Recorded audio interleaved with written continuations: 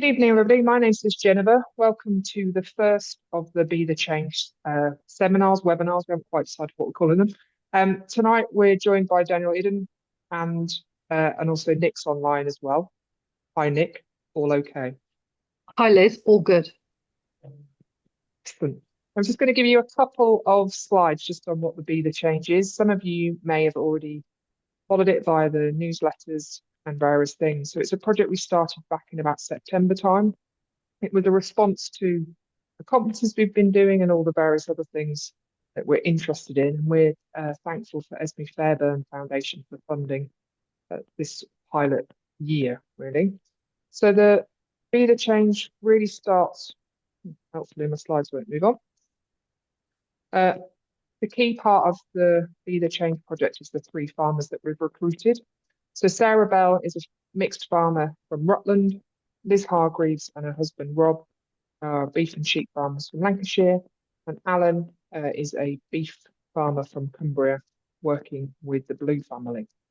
So we've got interesting farms in interesting places doing slightly different things. And Be the Change is trying to get a very bespoke plan for each of those farms to make sure that we're really tackling the sort of root cause of some of their challenges. That might involve soil, it might involve breeds, it might involve the crops or do they need more biodiversity, or where is their focus? So each of those farms have a very specific plan.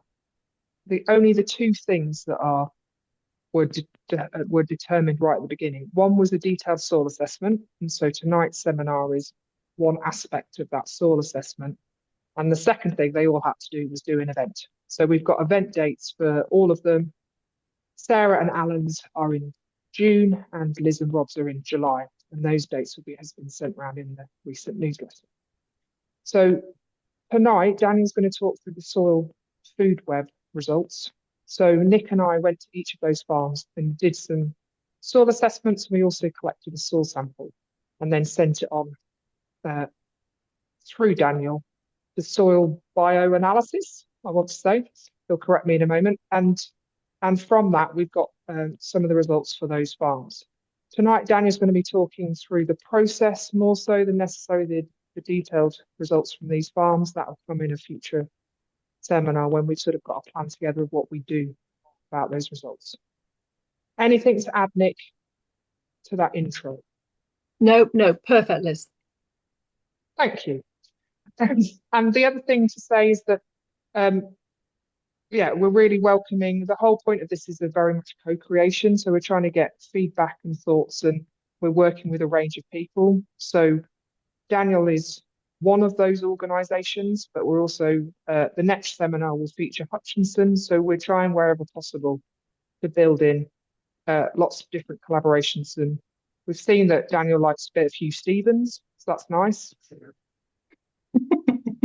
Sorry, It's always useful to see to get a deeper understanding of the guest. Yeah. Also, if you haven't checked out the podcast that we did with Daniel, it was actually back in June last year. That's also available.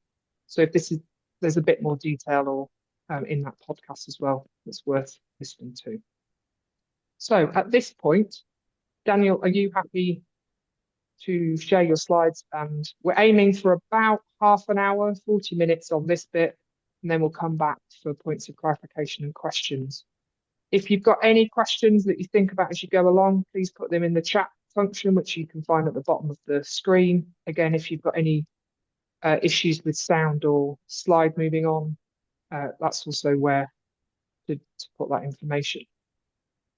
So here we go. Is that sharing?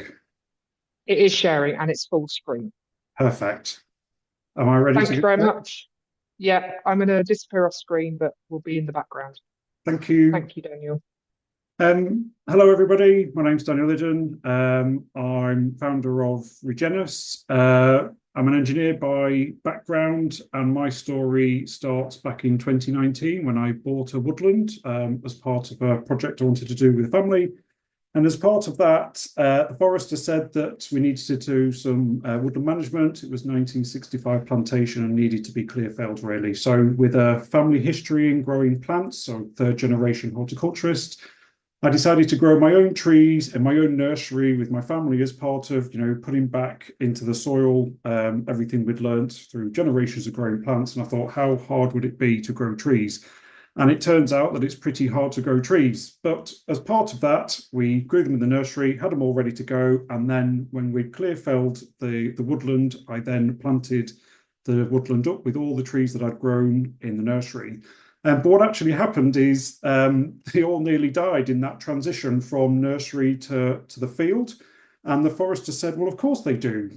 You've grown them with peat or reduced peat, synthetic fertilizer, coir, and in the woodland, it's fungi, bacteria, and natural nutrition. And it just struck me that we've got this gap in how we grow plants and trees. We're using synthetic fertilizers. So I decided in my wisdom to move my tree nursery from, a real nursery with greenhouses and piped water and electricity to the middle of a woodland in West Wales, to try and grow trees the least carbon way possible in the most natural way possible, so that when you planted a tree, it didn't have this kind of nature gap and transition. So working with the Forestry Commission, under the Tree Production Innovation Fund, we were successful under phase 1 and phase 2 on the basis of, can you create mimic woodland soils and bring it into the tree nursery, so that when you grow the trees and you then plant them out, they're already going with the fungi, the bacteria, and the natural nutrition. And off the back of that project, people started reaching out to us off on LinkedIn, talking about, if you've managed to work out how to develop and breed fungi on scale, that would work in farming. So whilst we started off in forestry, and we still do forestry, the reason why I've kind of given you that background story is we've tried to fix a very, very specific problem, which is, how do you develop a complex fungi-dominated microbiome to grow a tree without any synthetic fertilizer? And Re-Genus was born out of that, and Woodland Grow, which is in the forestry. So essentially, we're trying to replace synthetic fertilizer using fungi, bacteria, natural cycling microbes, and natural nutrition and organic matter. And why do we want to do that? Well, 1 ton of synthetic fertilizer in N form is over 5 tons of CO2. And when you use lots of circular economy materials, it ends up being about 120 kilos for the equivalent, which is 99% less. And the other part of what we're doing is we source almost all of our materials from the UK, and all the forestry materials is grown in Britain, and it fits in with the Soil Association organic inputs. And it is a lot of fishery, agriculture, and forestry residues. So, as I said at the beginning, the project was about, how do you go from seed through the woodland management, take all the materials and put it back in again. But essentially, it is that combination of chemistry, biology, and physics, where you have, your macronutrition, your micronutrition, your trace elements, and then your fungi, bacteria, nutrient cycling microbes to break down that nutrition and make it plant available. And then you start to think about the density, the water absorption, and the surface area of that material to then be able to grow the trees. So that's where we started.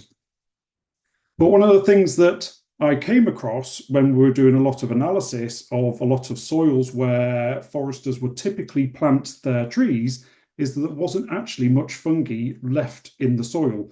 So I think that was part of one of the projects, is what does healthy soil look like and what tests do you do to understand it? So we did DNA analysis, we did microscopy analysis, we did nutrition analysis with a Malic-3 extraction, which is essentially looking at what is plant available nutrition as part of that remit. And each test taught you something else about the soil. So the DNA would tell you about the species, the richness, the diversity. The microscopy would tell you how much bacteria was there, how much fungi was there. And then the nutrition analysis would tell you how much nutrition was in the soil and then how much was plant available, which were 2 different things. And I don't think we think like that in forestry or agricultural terms. We just assume there's a lot of nutrition in there. Or in agriculture, we'll do leaf analysis or grain analysis and see how much has been taken up by the plant. And I think there's a difference, and we should think about this, which is what's in the soil and what's plant available are 2 different things. And the good thing, but it's bad, the good thing about synthetic fertilizer is it is plant available, and the plant doesn't have to give up any sugars from various roots. It just takes essentially free food. And that's why it works, but that's also why it leaches and goes down the river. It's also why it's volatile, and it ends up with ammonia off-gassing and nitrous oxide off-gassing. So synthetic fertilizer does what people need it to, which is feed the plant when they apply it and it takes it up. But the damage it does to the environment, the water course, the soil structure, is essentially taken away quite a lot of the fungi, his function and purpose, and the salinity of what it does is then it then disappears. So we were finding more and more and more that a lot of agricultural soils that foresters were getting hold of to plant trees didn't have enough fungi in them.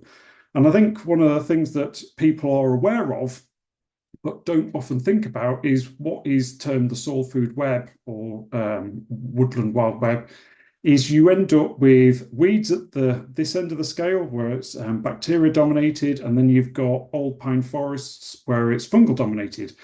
But in both of these kind of sections of soil, there's fungi and bacteria in both. It's just when you're in arable crops up to about maize, it's just you've got more bacteria than fungi.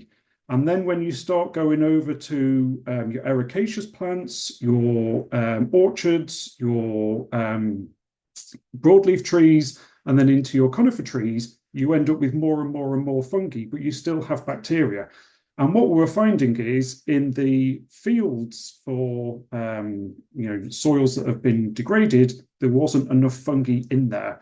So that was kind of problem one, is when you're planting a tree that needs fungi to access its nutrition through a nutrient exchange, there wasn't even enough fungi there. So that's why trees are suffering when you plant them, in whether it's a hedgerow, whether it's a tree planting scheme, but it's also a reason why it takes farmers 5-6 years on either an organic transition or a regenerative journey to improve their soil biology, is because there wasn't enough there to begin with to then start using your natural source of nutrition, whether that be, some people are using green waste compost, they're using chicken manure, they're using manure, they're using slurry. But all of these natural sources of nutrition, they all need biology to be able to break it down, turn it into the enzymes at the plant that can then do a nutrient exchange and give. So these two pictures here are the soil food web, which is organic matter, bacteria. Bacteria get eaten by the protozoa. Protozoa get eaten by the nematodes. Nematodes then have a poo. And then that's what's available to the plant that get taken up. And then everything gets eaten and goes through the system. But what we've found was that there wasn't enough fungi. So that's the missing bit for both trees and for people on regenerative or organic, or trying to get away from synthetic or reduce it. So one of the things that I've definitely found a benefit from is microscopy. So you physically take a soil sample, you add it to water, dilute it, and then look at it under a microscope. But what it allows you to do is physically count the fungi and the bacteria for the sample. And it's what we've been doing for the last 4 years, and it's what we're doing as Be the Change. And to take away the magic aspect of this, which is, do people believe what we're doing? As part of the sampling protocol, we look in a woodland, we look in a hedge, we look in a field, and we look in some compost. And you could almost take the labels off, and everything just starts speaking to you in terms of a pattern. So in a woodland, like I showed you on the slide before, you have less bacteria and more fungi. You definitely want flagellates and amoebae as part of your beneficial protozoa, and you want some beneficial nematodes. If you've got root feeding nematodes, that kind of does what it says on the tin. They're not so good. They're an indicator of compaction or poor health, and they will typically eat the roots of the plant and the fungi. So you don't want root feeding nematodes. So in this woodland from Nick's farm, that kind of did what it said it needed to. That was a woodland and is a woodland. So when we came to the hedge, the reason it's red for fungi is because we normally want to see 135 as a minimum baseline for fungi, and you would typically say that was then nutrient cycling. But in this case, it was a It was a 10-year-old hedge, and actually 75 is pretty good. And I've done a lot of analysis now where you can see a fresh field, a year-old tree, a 2-year-old tree, a 5-year-old tree, and a 10-year-old tree. And you can see the number of the fungi biomass. This is essentially biomass, so milligrams per gram of sample. And 75, 72 is a good number, and it's on its way. In terms of Sarah, that was a regenerative field that they have. So the bacteria is slightly higher from both the woodland and the hedge, but around 1,000 is good. 75 for the fungi, again, it's a good number. It's on its way. There's some amoebae, but they've got some root-feeding nematodes, which is something to watch for. Might be to do with the livestock or compaction. For us, this is about indicators and not necessarily whether it's 125 or 250. We don't, the decimal places don't mean anything. It's, it doesn't matter, like say for the bacteria in the woodland, 161. These numbers aren't whether it's 101.1 or 100.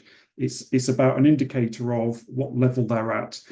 And then the grassland was a cheeky jump over the hedge of a fence to the neighbouring farmer. And this is what we typically see for agricultural fields, where there's lots and lots of bacteria. So we're up near 2,000, and then there's no fungi, no beneficial protozoa, and there's no nematodes. And this is, we've done analysis all over the country, and I'll show you a slide in a second, just showing the different soils that we've done across the country. And this is fairly typical for agricultural soils. And this is fundamentally why biostimulants don't really work, because they're only tickling and playing with the bacteria, and there's already plenty of bacteria. And plants need complex compounds, and that's what the job of the fungi do. So you definitely need complexity in your soil to be able to have better drainage, structure, water retention, nutrient retention. They've got the aeration and the nutrient exchange with the plants. You need fungi. So it's not that it's zero, it's just didn't meet the measurement threshold. So if you dilute it to the point, or zoom in, you'll be able to then see them. But for the protocol we use, if you look to a certain level, then it just says doesn't meet the threshold. So some compost was 245, so that's low, which is good. The fungi's at 400, so you've got a nice fungal dominated compost. You've got flagellates and amoebae, and you've got beneficial nematodes. So compost is actually a really good source of beneficial microbes, because it's if you can get it right. So that's where microscopy came in for us. So one of the things that we've been doing, both forestry and agriculture, in part of our trials, as well as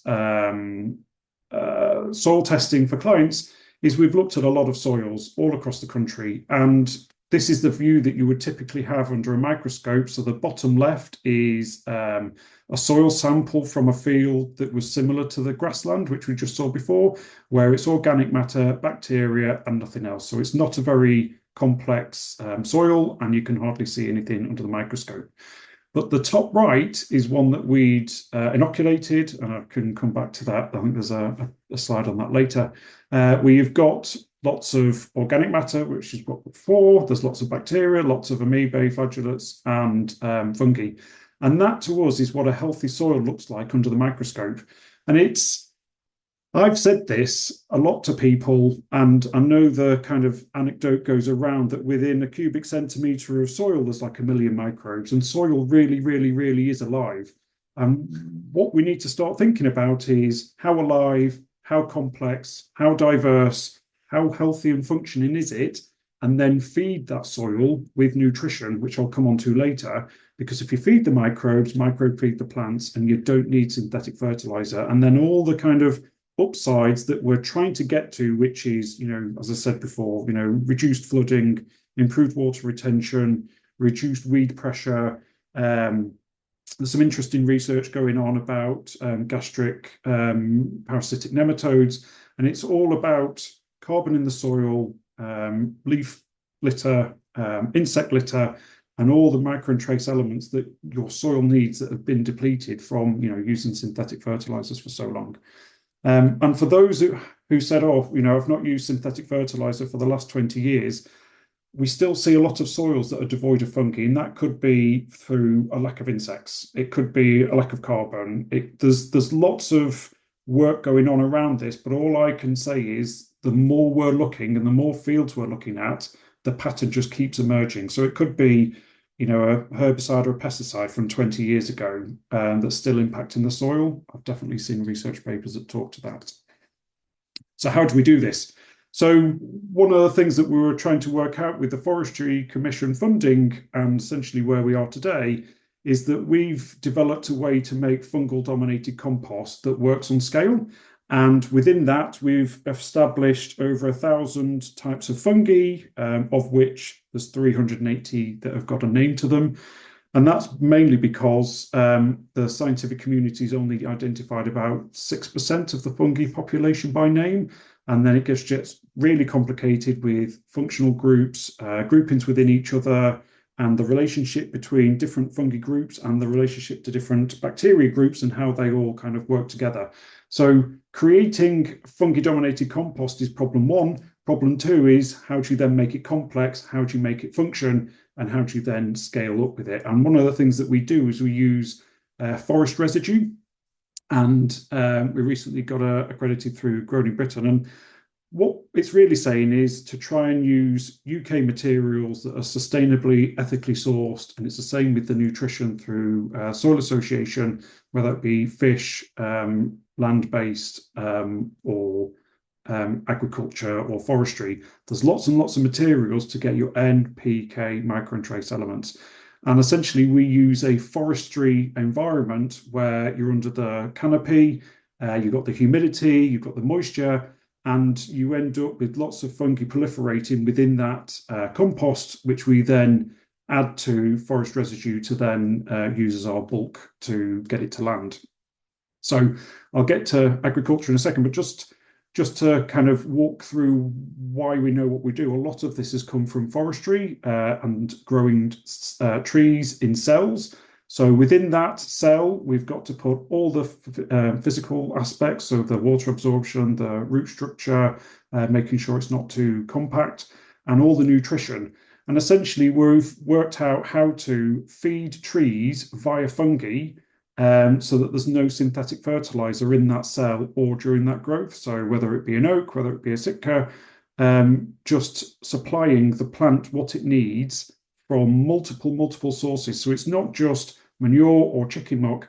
There's about 20 odd ingredients that we use in particular ratios and forms, particle sizes, that allow the fungi and bacteria to break that down and then give to the tree as part of that. So there's lots of growing trials, lots of planting trials where we've seen, we can improve growth rates by 50, 70% when the tree is planted, and make it more healthier and resilient by not feeding it synthetics and feeding it natural source of nutrition via a complex microbiome.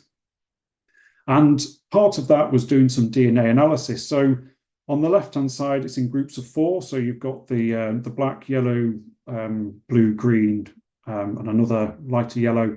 So the lighter yellow was a growing media that was commercial available, and essentially it is 75% saprotrophic fungi, which is, it's not a judgment, but that's what it is. That's what that yellow is. And this kind of purpley colour is unassigned. We don't know what it is. And for me, my only point is that nature knows way more than we do. It's really complex. It's interrelated groups. It's, you've got your arbuscular mycorrhizal, your fungi, you've got saprotrophic fungi, you've got different jobs. Is it about the carbon? Is it about the nitrogen? Is it about the phosphorus? They've all got these different jobs. And it's not for us to go out there and say there's one fungi and we're going to pick that one fungi and go and put that one fungi in a field. It's too complicated to try and do that. And it's like the analogy for a cake, that a cake's really complex. You've got the fats, the sugars, the proteins, and the right temperature and an egg to bring it all together. And your egg is good, so you go and get an organic free-range egg. But you can't take that free-range egg and go and drop it in a field on its own without all the other components to it. And this is what we've learned, what we've established, that if you have a simple microbiome, the tree doesn't grow. If you have a complex microbiome, the tree grows. If you have minimum amount of nutrition, the plant grows a little bit. If you have lots of different types of nutrition, the plant grows a lot. So it's a combination of microbes and all the different communities within that, all the different nutrition. And I think the other thing that we've got on here is this was a growing trial with oaks, and the blue, this is one of the reasons why I use this slide, is the blue represents unknown fungi. And this is the core microbiome for what the oaks were growing in different substrates and different composts. And they've all got different numbers in terms of percentages, except for this one at the end, which is 100%.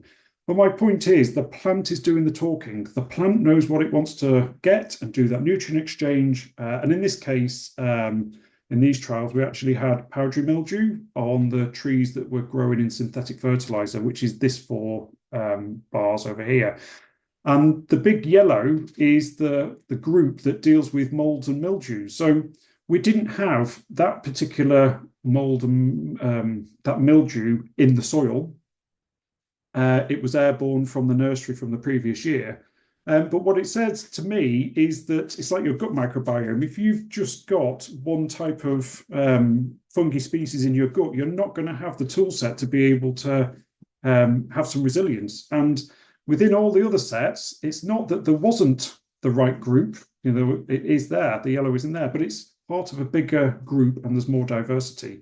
And the trees that were grown in our living soil system were mildew-free for the whole season, next to the trees that were grown in mildew.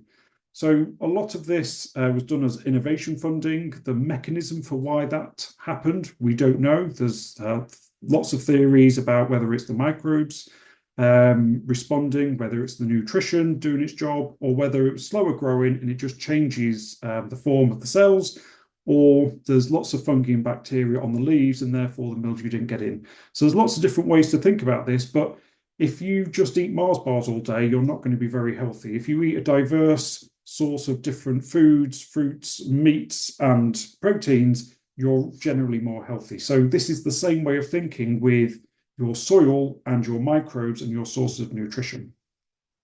So what did we establish in the growing trials? We were mildew-free. We got better growth rates in the nursery, and we got better growth rates in planting. There was reduced mortality, improvement in the fungi biomass, and passed all the kind of processes and protocols for plant healthy and soil association. So this is the part where this is now applicable to agriculture. But I think it's really important you understand where we came from to know what problem we were solving and why and where it's applicable. So in the drone, you can see some pellets. We took our growing media and we compressed it in a pellet mill, and that is now what we spread on agricultural land to bring the soils back to life. And the reason why I think this is, or why I thought it was a good idea, is we know we can grow a tree with everything that's in that cell. So I'm just going to compress that and apply it. And the numbers that we're applying is 60 kilos of our finished product, which is about 6 kilos of compost over a hectare of land. And within 3 months, we're seeing bacteria levels, fungi levels come back to what they ought to be a healthy soil. And as part of this project, this sounds silly to most people, but it's actually really important. Lettuce is probably one of the most nitrate hungry plants going. And we thought it was a really good idea to grow lettuce because you can grow it about 3 or 4 times in a year versus a tree, which takes 1 to 2 years. And we developed a blend of nutrition that grew a lettuce, and that has now grown lettuce, wheat, barley, oilseed rape, potatoes, and trees and herbs, and it's all pretty much the same recipe. And it's that combination of microbes, nutrition, and organic matter. And within that, we were able to grow the trees without any extra fertilizer, reduced water, and they transitioned and planted down on the fens as part of a supermarket process. So I think you can see in this picture, there was a difference between our crop, and this was winter barley, and the one done conventionally with synthetic fertilizer. And within that, we applied our base layer of 60 kilos a hectare of funky fertilizer to bring the soils back to life. And then we put in an equivalent amount of N, which farmers are used to putting on 200 kilos of N. I think we applied 170 kilos of N in the form of poultry meal, feather meal, chicken meal, seaweed and fish, and lots of other sources of nutrition. And we applied that in the April, even though it was sown in the October, and didn't touch it for the rest of the year. And that grew without any pesticides, fungicides, glyphosate. There was no Epsom salts. It was just applied and left for the rest of the year. And what we could actually see is the nutrition starting to change between the side we treated and the other side. So it started to raise the concept that we can start to influence the nutritional content. That was the same field where we did oilseed rape. You can't quite see it, but the field or the tram line that we'd treated was definitely taller and quite a lot of flowers on. So coming to some other trials that we did, and again, this is about some of the things that we've been doing some work on and thinking about is both taste and nutritional content. And when we did some herbs with Vitacrest down on the south coast, we saw a trend compared to the supermarket bought herbs, where we saw 300% increase in calcium. And it's not for me to say whether that's good or bad. It might be too much, might still not be enough. But in comparison to normal synthetic fertilizer-fed herbs, we're absolutely able to improve and change the nutritional content of what was in those leaves. And that to me is about what we'd learned with the lettuce, which is if you've got 7 ingredients, it doesn't really work with getting the plant to where it needs to get to. But when you've got 20 odd ingredients and you're able to feed lots of bacteria, lots of fungi over a period of time where they break down that nutrition and give it to the plant is given the signals for what it wants. And therefore, it's not for us to play God on, which microbe or which biostimulant. It's about combinations. It's that diversity and richness of the nutrition as well as the biology. So this was a trial we did with Agri, where we had a trial with it was like replicated plots. So on the conventional side, as I'd shown you with the grassland next to Nick's farm, it was lots of bacteria and literally no other biological life. And on our side, I think it was taken in the June or July, it was 300 odd milligrams per gram of the fungi, and it was a bit of a reduction in the bacteria. And we got a crop off, replicated crop, and we were able to show that when you're in a farming system and you might apply different fertilizers at different times, or you're applying biostimulants, or you're applying micro and trace elements, compared to synthetic fertilizer, we were able to show that we were behaving with our essentially organic nutrition and biology in the same way. So we didn't apply the same amount of N, so we didn't have the same yield, but for us, we saw with all our trials this last year that we were getting the same yield rate response as you would get with synthetic fertilizer. So if you apply 100 kilos, you'd get that off. If you applied 50 kilos, you'd get the same off as if it was synthetic fertilizer. So for us, we were able to show that if you bring the soils back to life, you can absolutely grow crops to the same level as synthetic for the same inputs. And this is what we did down in Dorset, where some of these pictures came from, where it was field untreated and then field where we did treat. Farmers used to applying 60 kilos of synthetic fertilizer on his winter sowing. And for us, we applied our funky fertilizer, which is like half a kilo of N. And from October to February, that half a kilo of N performed as well, if not better, than the farm standard on 60 kilos of synthetic fertilizer. And the soils came back to life. And you can see it in the results, and you can see it in the pictures where the rhizosheaths of the roots, where all the soil aggregates around the roots and they're doing their nutrient exchanges. That was more evident on the side that we treated, as I said, with only 6 kilos of compost, but it's with all the nutrition and with the forest residue as well. So again, there was farm standard, lots of bacteria, no fungi, and they've got some beneficial nematodes. But for us, where we'd applied, we've got the flagellates, amoeba, fungi, and a reduction in the bacteria. So for us, this isn't about a perfect soil. It's about learning, management practices, when you apply, how do you apply, the amount that you apply, and microscopy we do, and it's £50 a sample. And it just allows land managers, farmers, foresters the ability to understand their land. Why is it behaving the way it is? Is it about the nutrition or is it about the biology? Which is why we look at woodlands, hedges, and fields, so you can absolutely see the number. And that's what we've been doing with the 3 farmers that were up earlier on. We've tested their hedges, their woodlands, and their fields. And then fields of note or interest where they might have done something different. They might have applied some manures or some compost or some wood chippings, or they've done winter barn kind of bedding and done something there. And it's about, what does this decision mean to your land? You know your land more than anybody else does. And the idea is microscopy can give you that data back. So, as I said, when we compressed it, we created these pellets, and these pellets can be drilled, droned, spread, lime spread, fertilizer spreader onto the land at about 60 kilos a hectare.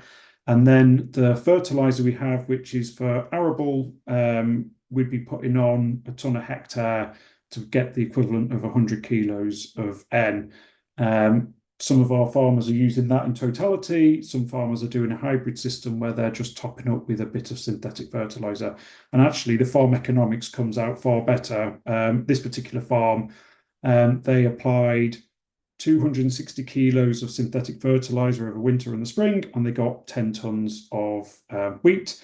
And in the hybrid, they did half a ton of our fertilizer, 50 kilo, which is 50 kilos.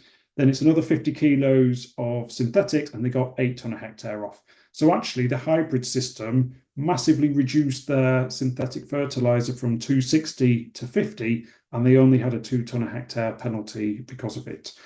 And I think the last thing I want to kind of point to is there's a lot about using natural nutrition that's actually showing benefits. Now, I'm pulling out some new research out of Edinburgh University where they've analysed the tannins of different species of trees, and they've identified that the parasitic nematodes in the guts of livestock can be reduced by using very specific species of tree residue.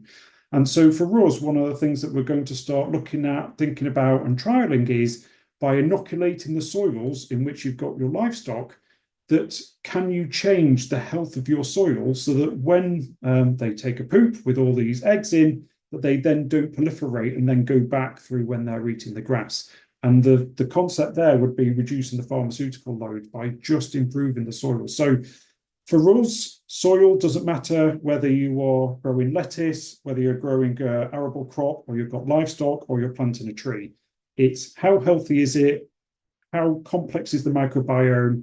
How much nutrition is in there, and how do you feed those microbes to bring them back to life? So that's where we are and what we're doing. And I'm hoping Nick's going to come back online and save me in a second, or just tell me that I need to talk a bit more. No, that's great, Daniel. I love it. I've heard that about 4 times now, and I'm still picking up bits that I just can't remember it all. But it's amazing. And what a 5 years you've had. Like a whirlwind. I think you've created a monster. Well, if it is, I don't have a problem feeding it. I find it really, really interesting because we talk to people that have got golf courses. We talk to people that are in Premiership football clubs.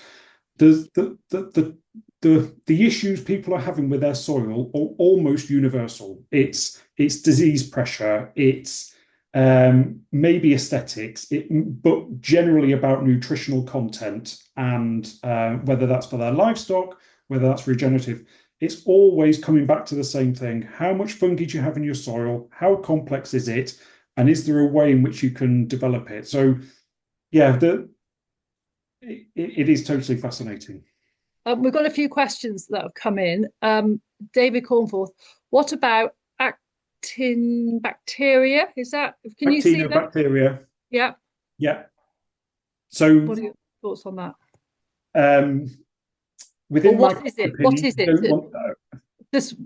What is it first? Because I haven't got a clue. I'm not an expert.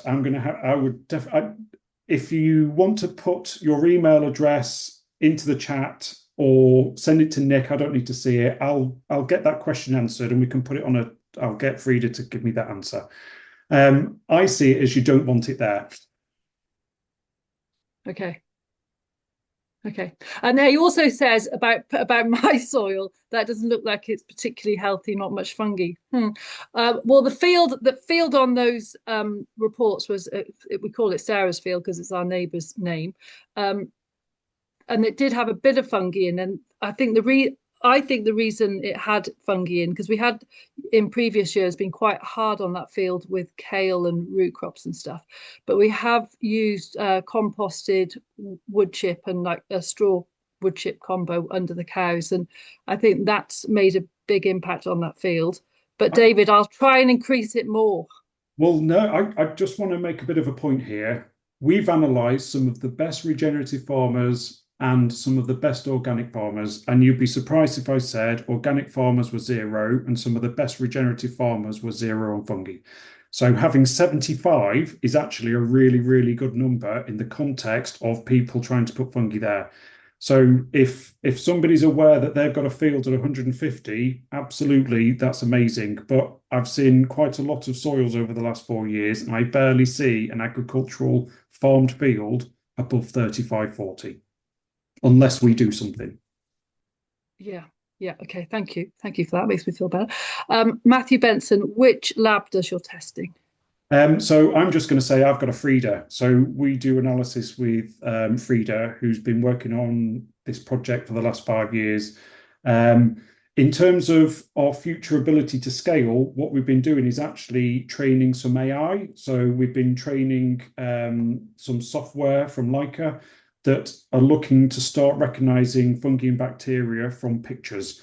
So the ability to scale is what we've been working on, but if you sent it in via us, we can handle that process for you. And Frida's a human. Yeah? Frida is a human. Avia is the AI. Okay.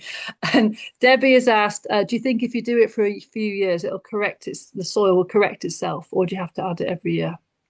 In terms of our product, yeah. So I'll answer it two different ways. In forestry, you'll go to the land once and then you're done. But you also get interactions with the plants. So one of the plantations we did, it went to 1,000 milligrams per milliliter after 1 year, which to me is a pretty good result.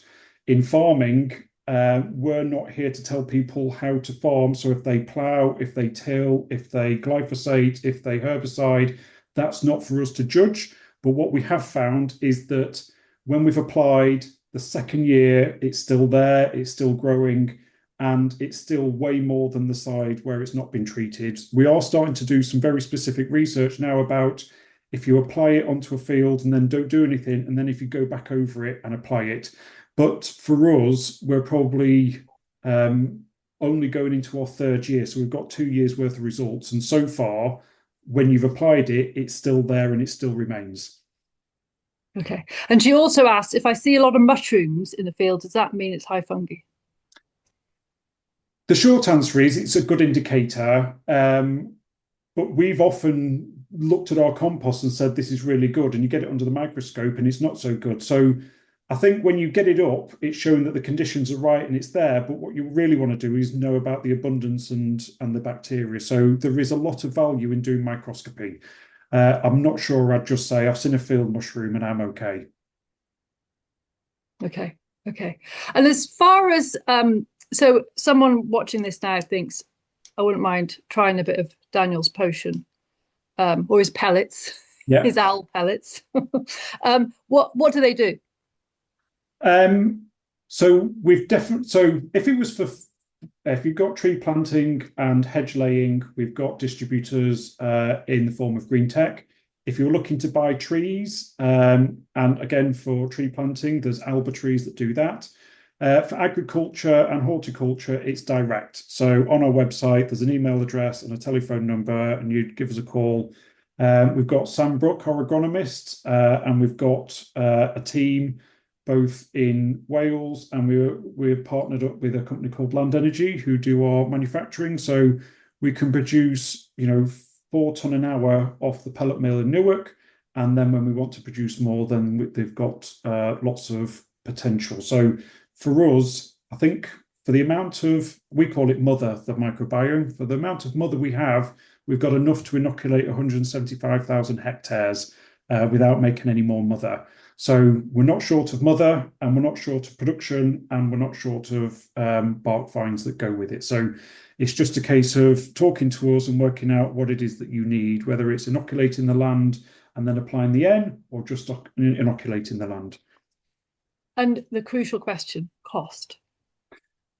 Yeah, so for us, I think it works out just over £100 per hectare when you apply it to bring your soils back to life. So that's the cost, and for us, why we're keen for it to be a one-off. In terms of the N fertilizer, that's cheaper than most organic fertilizer, but it's not as cheap as synthetic fertilizer from Russia. So that then comes down to whether it's a hybrid system or whether you're going organic and how much you want to apply. But the agronomist, Sam, will be able to kind of walk you through that. But that's about £650 a tonne. So you can use this fertilizer if you're organic? Yeah, it's all approved. I think it's funny, but it's not really organic fungi. So it's all been approved to, the way in which we do it's all sustainable, ethical, all the materials that go through it starts off as wood and then ends up in compost. So yeah, whether it's Soil Association, Grown in Britain, Plant Healthy, or AFA, it's all, there's no toxins, there's no chemicals, there's nothing nasty in it, no green waste. Okay, and someone has asked, any data on grass growth response to applications? We are doing that this year. We haven't done that yet. But if they want to do some trials with us, we can apply different rates to different parts and see. But that is something that we're trying to do. And you're active on LinkedIn, aren't you? And also we can send a link to people. We'll get the link to the website to people. Yeah. And so for us, I've wanted to support Carbon Calling as soon as I found out about you and went to your session last year and the year before, wasn't it? And be the calling. So going to see farmers, talk to them about their land, that's absolutely something that we do. So if somebody wanted us to talk to their agronomist or wanted to talk on a Teams call or wanted to do a site visit, just drop us an email and we'll talk about what it is and how we can help. But I think the main message for Carbon Calling, for anyone interested, is you can absolutely grow crops and grass and herbs and all the other things without synthetic fertilizer. So whether you're organic already, want to improve your yield, or you're regenerative and trying to get there quicker, start with microscopy. And it's, use our lab, use any other lab. It doesn't really matter to me. The point is, let data tell you which way to go. Just be informed by the data. Another question, David again, Mr. Fungi. Any idea of the number of different strains of fungi in your pot, in your product? Yes, so we've done a lot of DNA analysis, and that's the one thing we do know. So one of the things it identified was there were 1,000 types of fungi, and there was 380 species that was identified that was known. So it's hard to know between 380 and 1,000 whether it was all the same and it was unknown, or there was lots of other different types. But it was about 25% of the species population that it had identified. And this is a thing that we've found, that somebody did some analysis and research and looked at soil in Arctic and Antarctic. And what they found was that the species were different, but the groups between carbon, nitrogen, and the saprotrophic were very, very, very similar between the two different places. So we don't really get hung up about species. We just get, have we got the right groupings? Have we got enough abundance? Is it complex? Is it rich? Is it diverse? And I think there's the things that we try and focus on. I think there's people out there that will sell you particular types of fungi from Canada and America and Israel and all over the world. But quite often they're a few hundred spores a gram, whereas our fungi fertilizer is 1 million spores per gram.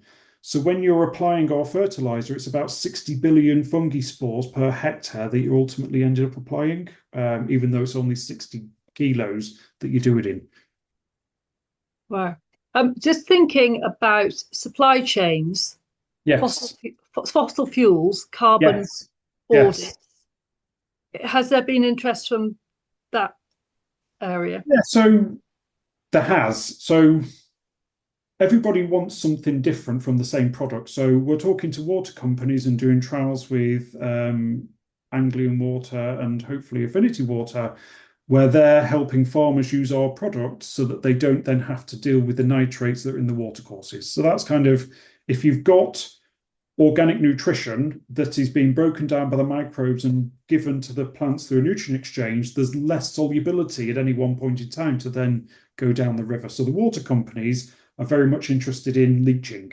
Supermarkets, so we're doing some work with Tesco's and Branstons and Haygates with potatoes and wheat in their low carbon concept farm near Boston, is about reducing the synthetic fertilizer and the scope 3 emissions.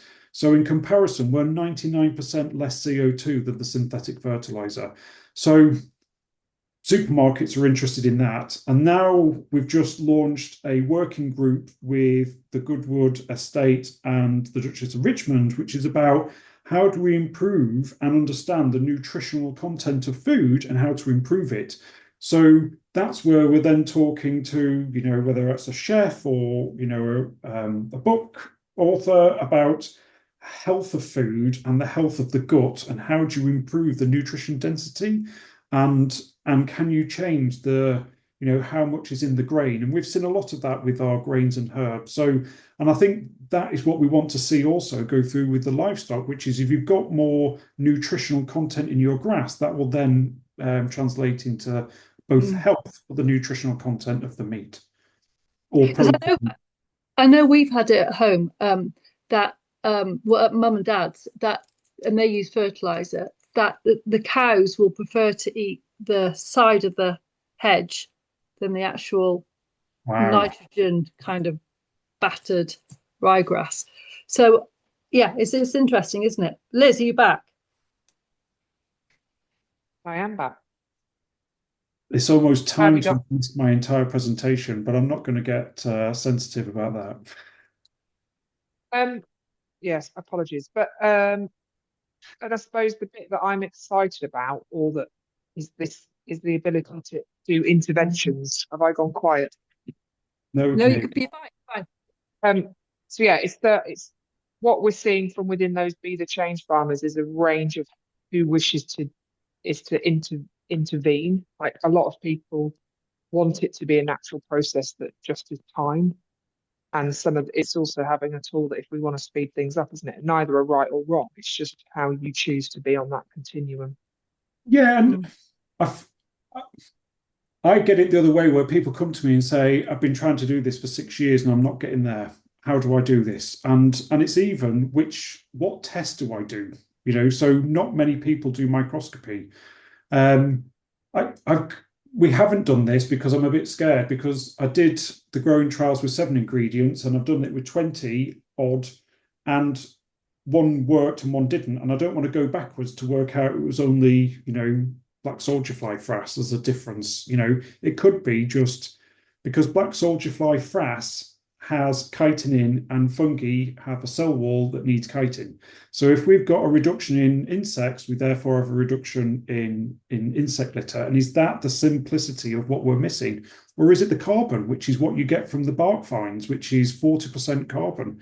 So there's so many things that we're trying to think about as what is it? So at the moment, we're just applying everything that we know can grow a tree, but at a very, very small amount as the basic minimum to bring that soil to life. So it is hard because I feel people's pain when they say, I want to do this naturally and time isn't working for them. But what I would say is when you give it a bit of a helping hand, it's recovering really, really quickly. And I've been stunned how soils are recovering off a winter cover crop in 3 months. Yeah. Yeah. Well, thank you, Daniel. It's just great. I love it. There's I just wish I had question. shares in your business. That's all. There's one question that's popped in, which is from David. Do you ever use CO2 burst testing to monitor soil life?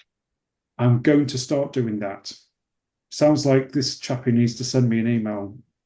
I'm doing a part-time PhD at Bangor University, and we've just done a trial up in Scotland on a field where 12 hectares, tree planting, half of it was ours, half of it was somebody else's.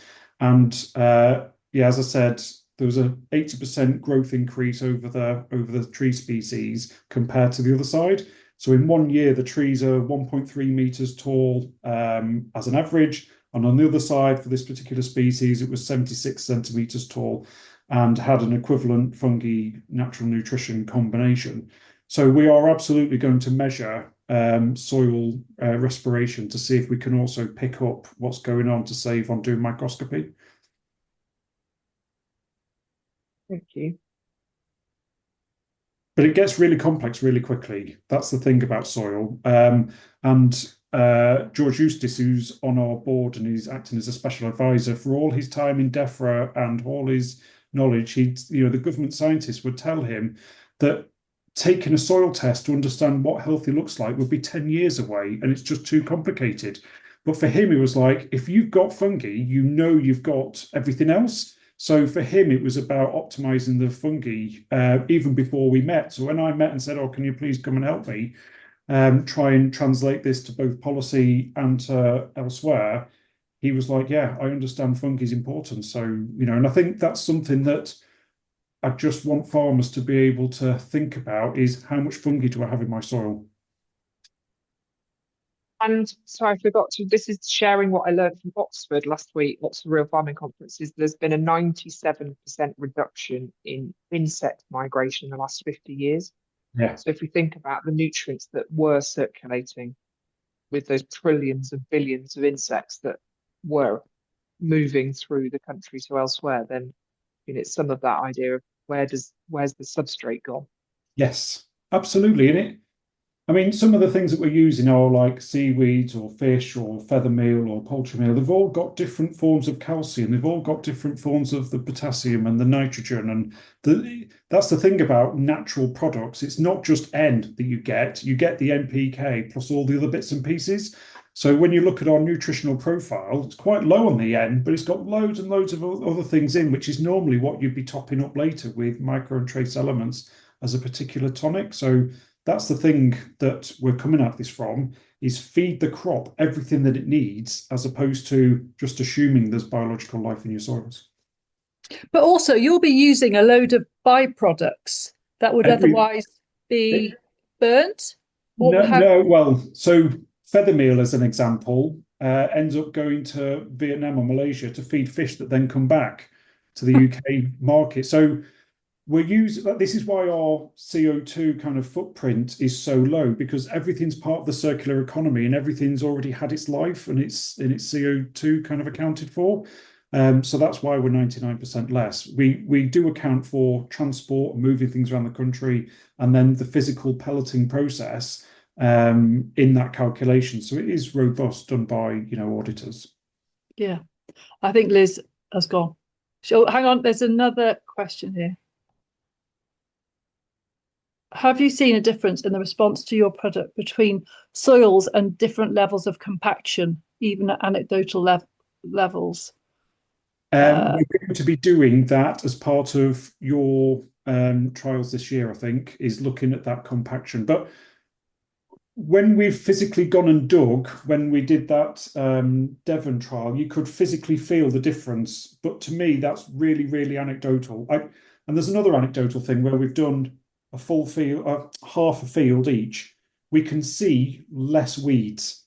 So I'm not saying that if you use our product, there's less weeds, but what I do want people to think about is if you've got a complex microbiome with complex nutrition, you're going to get complex plants on it. And if you've got simple microbes and simple food like synthetic fertilizer, you're only going to get simple plants. So weeds absolutely love bacteria and free food. And that's why when people have kind of got a cover crop or weedy and they're trying to terminate it and they go, oh, I've got a bit of a nightmare. It's because it's just synthetic fertilizer and the food is too freely available. But fungi are really smart where they add compounds to the chain of the nutrition and make it inaccessible to the bacteria so they can keep it. And it allows that to make it less accessible to weeds and more complex plants. And I think that's why we're seeing a difference. But that is just really anecdotal, as you know, if you stand in a field, look left, look right, less weeds where we've been. Okay, thank you.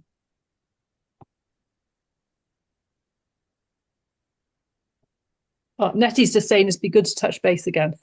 But thank you, Daniel. Liz, have you got anything else you want to say? Ask? No, just it's we always enjoy our time with Daniel, and everybody always wants a bit more of Daniel. So we'll see. So yeah, and hopefully he's starting to visit the Be the Change farmers. So then once we have more of a plan of what is going to happen on each farm, then we'll do a similar thing again. Alan, it's a week Friday. I'm going to go and see him, and then we'll liaise with the others to go and see them. And then for anybody else who's on this call, there's other opportunities to meet, whether it's at shows or on their farm or on a group webinar or individual webinars. And if they want to, if they've been completely inspired and thinking, I want to see what fungi I've got, they can send a sample in, can't they? They email hello@regenus.co.uk. I think the re-genus. There's a soil sampling protocol we'll send out with the address, and then they send it through. They'll get invoiced and they get a report.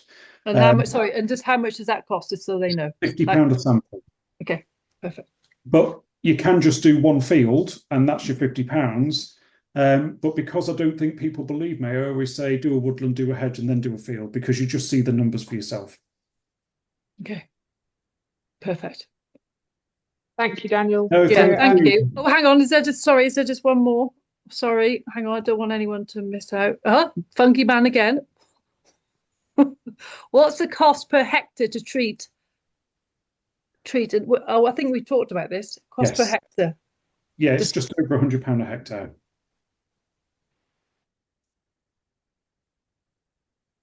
And is the sample for biology only? Yes, it's not a mineral. You don't. No, yeah. So we use a company called Logan Labs in the States, and I think it's about £80 for a full test. For minerals. Yes, and the Malic 3 extraction that comes with it. And that handily it links onto our next seminar, which is the 11th of Feb, which is with Hutchinson's talking through the soil, more detailed mineral sample we did on the farms as well. So then the plan is to then put the information together from your work and their work. Cool. Yes. Cool. Thank you, everybody. Thank you very much. Thanks for listening. The recording of this will be on YouTube channel shortly, and then once it is, we'll send it around. So if you want to watch it again, then that's the easiest way to do it. And we'll send it around to everybody who registered. Perfect. Thank you very much. Thank you. Bye for now. Cheers.